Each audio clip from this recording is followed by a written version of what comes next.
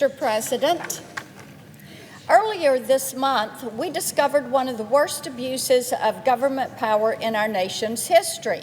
The FBI, under President Biden, spied on 8 U.S. senators. I was one of those 8. Now, what we have learned so far is this. The agency, the FBI, tracked whom we were calling on our cell phones, where we were physically located when we made or received the calls, and how long each call lasted. We still don't know the predicate for the subpoena, but they did go into a court and they got a subpoena. Now, by all appearances, the spying was politically motivated. The lawmakers who were spied on, all are Republicans.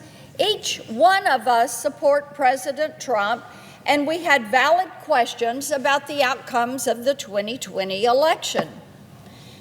What we also know is that no American should be spied on by their government because of their political beliefs, whether they're a Democrat, a Republican, or an independent.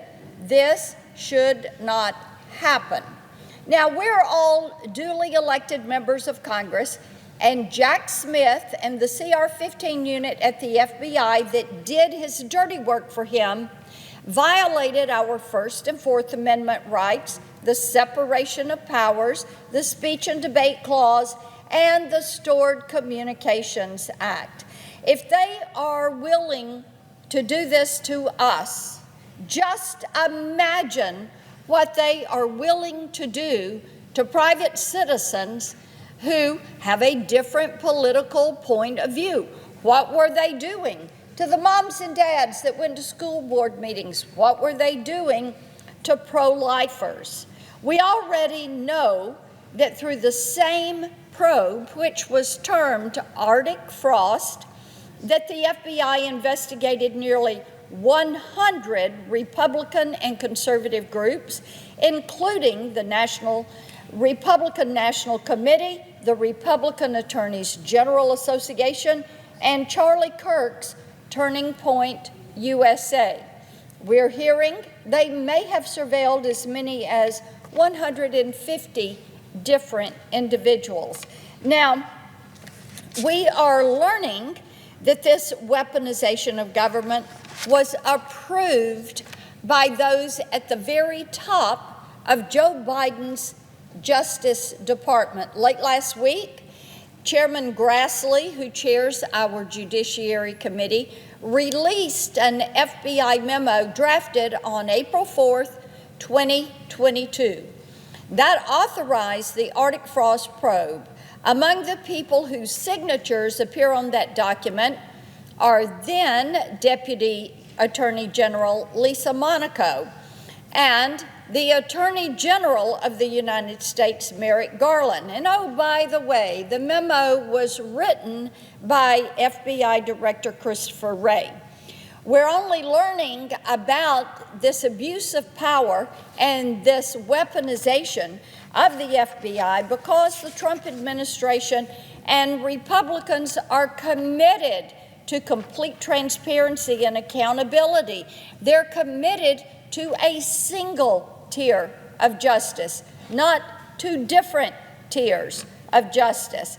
And thankfully, FBI Director Kash Patel has fired all the individuals that were involved in the spying operation.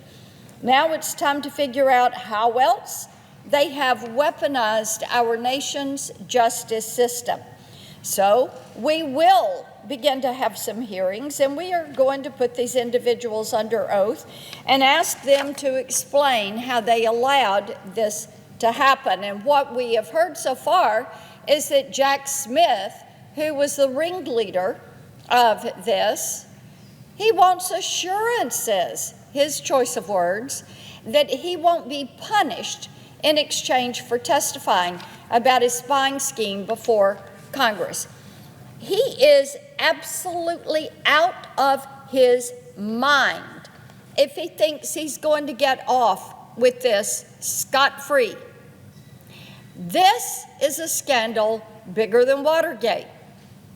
It is a scandal where the FBI and the DOJ have been weaponized, politicized. And no, he will not get off scot-free. The American people want to see that people are going to be held to account. So if we need to subpoena him, that's exactly what we will do. And we're also going to determine why exactly Verizon Wireless complied with the FBI's groundless subpoena request. Just last week, we learned that AT&T also received a subpoena request from Jack Smith for 2 other members of Congress' phone records. Yet, when AT&T questioned Smith's team about the legality of the subpoena, they apparently backed down and they abandoned the effort altogether. So it's very curious why Verizon just rolled over and went along with this lawless request and didn't move to question and didn't move to quash the subpoena. So we'll get to the bottom of that. It's important to realize Lady Justice is blindfolded. The American people want that one tier of justice, equal treatment under the law, equal access. And we're not going to stop fighting until we can ensure that the weaponization of government that occurred under Joe Biden does not ever happen again. Mr. President, I ask unanimous consent that the next portion of my remarks be placed separately in the record. Without objection. Thank you, Mr. President. Late last month, I had the honor of joining President Trump in the Oval Office as he signed an order establishing the Memphis Safe Task Force. This is a coordinated effort by the Justice Department, FBI, and 11 other federal agencies to work with local and state officials, support the Memphis Police Department, and get violent criminals off the streets. This support has been desperately needed. Last year, Memphis saw the highest crime rate in the country. In many parts of the city, residents have told us they could not walk out their front door without fear of being robbed, shot, or murdered. Now, with the task force, we're seeing violent, repeat criminals get locked up after terrorizing Memphians for far too long. In just 1 month of operations, there have been some just astounding, remarkable results. The authorities, they're working together as a team. They have made more than 1,700 arrests, including 114 warrant arrests for aggravated assault, 116 arrests for domestic violence, 23 arrests for robbery, 12 for sexual assault, and 10 for homicide. At the same time, the task force has recovered more than 370 illegal weapons and more than 230 stolen vehicles. And they have found more than 80 missing children. This is a huge step forward for Memphis. Already, Memphians are doing things that they could not do before, and they are enjoying this wonderful, historic, iconic city.